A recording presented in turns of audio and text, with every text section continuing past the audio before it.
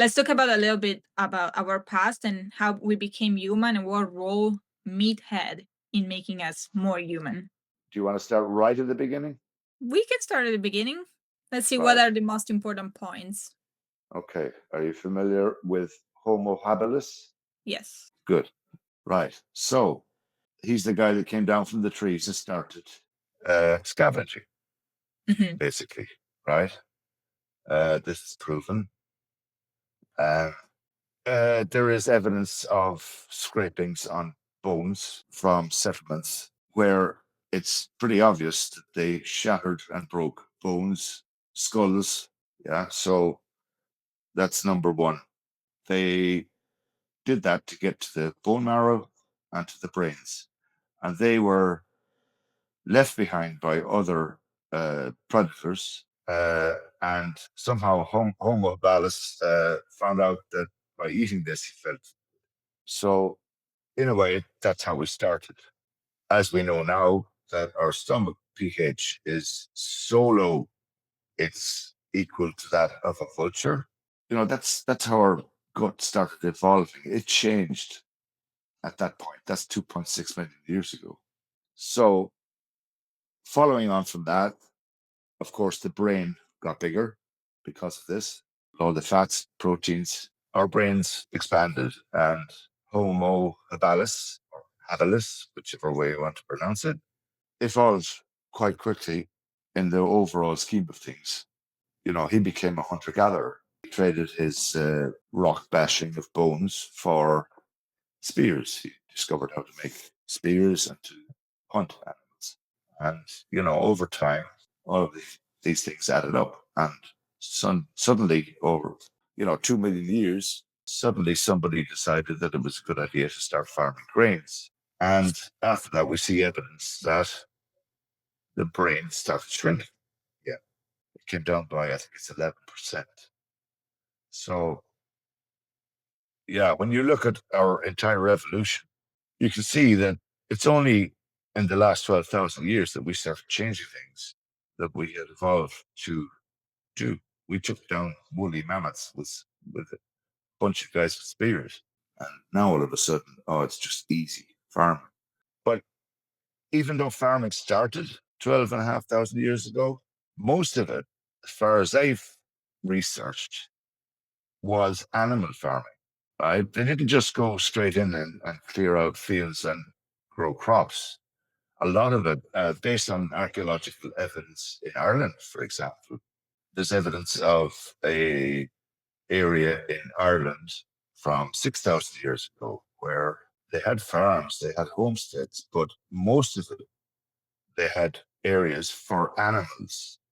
They had walled areas for animals right throughout our history, right up to medieval periods, right up to 200 years ago. Hmm. A lot of it was about animals. You look at the Vikings, you look at the Celts, they always had animals. So it's only very recently that we've gone completely off the wall and started introducing these rubbish foods in the last not 200, just 100 years ago. That we've added all this rubbish into our diet and suddenly we're all sick. So, like I said, when I talked about the Vikings, and, you look at any tribe or any warrior uh, nation up to 100 years ago, they would have been highly dependent on meat for their warriors to be strong. Hmm. You know? So um, that's my opinion. That's a quick rundown on everything from start to finish. But you know, any questions you have? Yeah. So about 10,000 years ago, you said we started eating more grains. Yeah, And so what's wrong exactly. with these? What's wrong with these grains in terms of nutrients Right. that Okay. Well, they don't well, have that we need? no, they don't, and they include stuff that are harmful, as we know in this space. All grains turn to sugar in the Hmm. blood. So yeah, and it started having an adverse effect. The brain needs cholesterol. We get into it later, but yeah, it was a bit like them setting up a McDonald's, if you want to put it that way. It was like it was convenient food. They didn't have to be a nomad tribe anymore. They could get sustenance from grains, yeah, but they didn't understand what it was doing. It was like a divide at that point because the nomadic tribes had suddenly decided they were going to make these settlements, and there was obviously some class distinction at that point because they kept the meat in their diet, but bread or whatever they discovered bread, or they were still more dependent on meat. Hmm. They take it to medieval times. You've got the castle and you've got the peasants. You know what I mean? You've got the king, Yeah. the queen, and you've got the peasants. Uh, it would have been the peasants that had the bread, not the king, or Yes, of course. not the royal knights or any of that. And the royal banquets would have been meat heavy, you know. So I think when you look at all of history, the Romans, all their warriors would have had meat heavy diet, and all the peasants would have had more of the breads, all of that. And you look at every tribe, or so what would I call it? Nation that tried to take over other nations, like the Mongols, for example.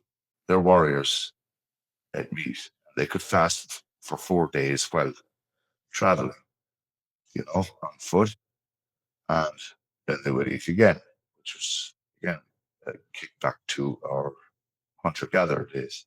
So, hunter gatherers mean that we did hunt, but we also sometimes gathered some food from the earth. Yeah, And so, people, a lot of people would say, like, we weren't just eating meat, we were eating plants, but they don't yeah, realize that the plants we were eating were so profoundly different from the plants and the fruits that we have available now at the grocery store or year long. So, could you like explain a little bit about these differences and how the seasonality of food had an impact on human absolutely, evolution? absolutely. I mean, yeah, we've all heard this kickback, and especially me with my handles. The term hunter-gatherer, we don't exactly know where it came from. I'm pretty certain that it was almost 100% meat based. They may have come across some honey and some berries, but I mean, if you walked into a forest tomorrow and you saw a lovely tree with some juicy looking berries on it, would you go and pick them and eat them? I'm certain I Well, wouldn't, yeah, I don't know because I don't know unless you were if they're 100% edible or certain. not. Yeah. Exactly. Well, go back to hunter gatherer days. I mean, they didn't have Chat GPT or any of these things to look up, is this very safe for me? So I know that if I was in that era, I certainly wouldn't eat something that I wasn't certain was good for me. So, maybe some of them might have tried it, but it took a few deaths to figure out which are the ones that are not poisonous.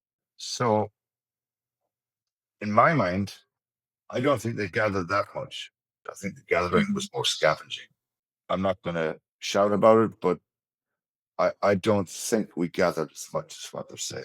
So I what's mean, the difference you look at between all the cave paintings and all of that. It's all yeah. about the hunt. It's all about the hunt. There's no indication, yeah.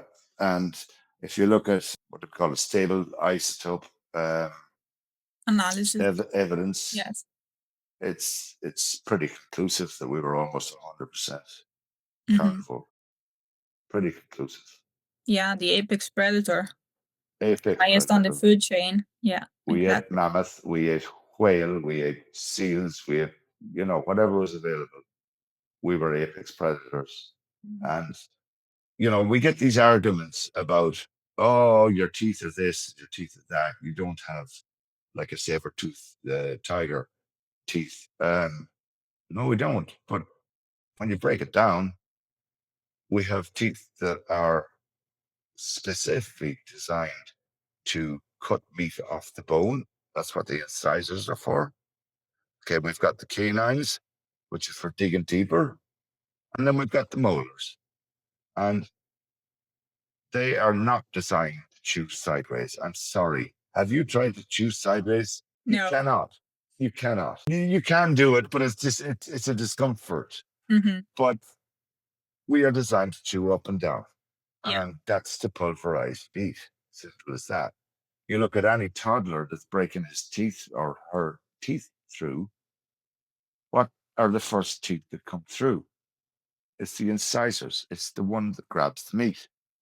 So, you know, I could talk for teeth for ages. I could talk about teeth for ages. I don't know if you followed Meat Health or not. He has some amazing posts. Um, Yeah, and it doesn't mean anything because if you look at hippos or if you look at gorillas, they have these massive teeth, but exactly. it's for defense. It's not for eating. Exactly. Yeah. We So don't need to go out yeah. and grab a zebra by the neck and, cut off its carotid artery or whatever. Hmm. We don't need to do that because we're smart enough to throw a spear and kill it from a distance. And these arguments are so useless. It's annoying. I don't answer them most of the time, to be honest. I've Hmm. stopped answering a lot of them because they don't make any sense. So what changes did we see in our teeth from the very beginning to when we were like, developing a bigger brain, a smaller gut, and then after agriculture, what happened?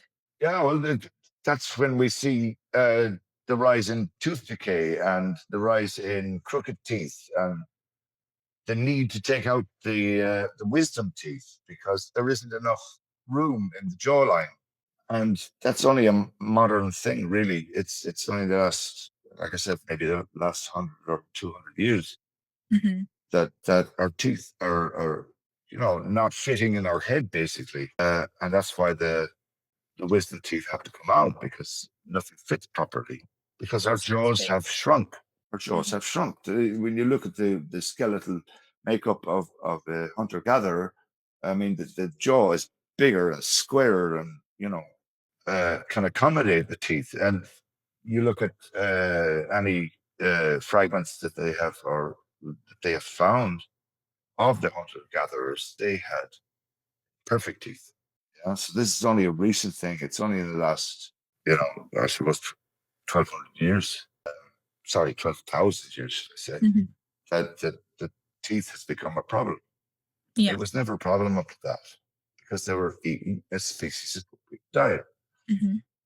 You don't see a lion or a tiger with like crooked teeth. Well, there may be the odd birth defect, but in general, they have um, perfect teeth that act as they should. They don't have tooth decay. They don't have Yeah. all these things that we suffer from because we are not eating as we should. So going back to the plant conversation, what are the main difference that we see between those wild kinds of plants that we could maybe have eaten sometimes and these new modern kinds of plants? Because like people think those plants existed, for the whole time we were on Earth, and people were gorging themselves on mangoes and bananas and all of these kinds of fruits, but it's Yeah. not exactly what happened. Uh-uh. No. Again, go back 2 million years. What grew on the planet then is nothing like what's growing now in these avocado farms in straight lines and these, whatever fruit or vegetable you want to pick. They were never distributed by airplanes and ships worldwide out of season and put on grocery shelves to look amazingly juicy and colorful and full of goddamn fructose. That didn't exist back then. Think about it for Christ's sake. Like I said earlier, most of it you wouldn't have eaten in the wild. You would not have eaten Yeah, because they don't plants. they don't even They exist. they didn't exist at all in any shape or form. Okay, they Yeah, might have it's been like funny. really tiny and really bitter things, but like I Mhm. said, you throw back to the gathering aspect of what I was saying. What was there to gather? They may have had some roots or some, I don't know, some plant matter for maybe medicinal purposes as they evolved. And even Yeah, then, the roots were very different. It's not the big, juicy potatoes and carrots that we have exactly. now. Yes, exactly. Having gone carnivore, you realize that these things didn't exist at all in the wild previously. Candace, I think is her name, she did a video out in the rainforest, and she said, "We're out here looking for food, and we can't find a damn thing that you could eat." Yeah. Yeah. So yeah, that tells you, you just walk into a rainforest, see what you can find that you can eat, and be sure of. It's Mhm. not there unless it was introduced recently. Yeah. It's just not there. Yeah, the last month I went to Sequoia National Park, and the drive to the national park, it was all plantations of oranges. Like Hmm. the whole 3 hours drive, it was only oranges, and then we got to the forest and there was no fruit, no Right. vegetables, nothing to eat, of course, right? And I was like, "Oh, Exactly. so I guess oranges don't grow in the wild." I wouldn't imagine so. No, I haven't seen them. I mean, the only thing that might have happened, they may have had honey. Yeah, Yeah, but, that was rare. exactly. Yeah, that was an occasional kind of a win, Mhm. I And it guess, was and dangerous to get as maybe well. they may yeah, it was dangerous. Yeah, and they may have got some carbohydrates to that, and the glucose that goes with it. But Mhm. And even if they found some berries or like some type of other wild fruit, it would be towards the end of summer. And so that would be exactly, very beneficial seasonal. for them to put on a little bit of weight, to prepare to potential famine. Yeah. Well, I compare this to what a bear does. The bear fishes salmon all through the summer, and it gets to fall, and they fight each other for berries before they hibernate. They fight to put on fat, and they fight to eat berries. Does that tell you anything? Even they That know. even they know that they need to put on fat to survive the hibernation through the wintertime. So when they come out of hibernation, they've slimmed down. Basically, they've used that energy and that fat. When you think about it, it makes sense that when people eat carbohydrates and fructose and sugars from fruit, they get fatter, they get sicker. And that's my kind of take on it. I think that we may have done the same in the fall when we got to the stage that we knew the berries that were safe to eat, because it took people dying to check whether that berry is safe.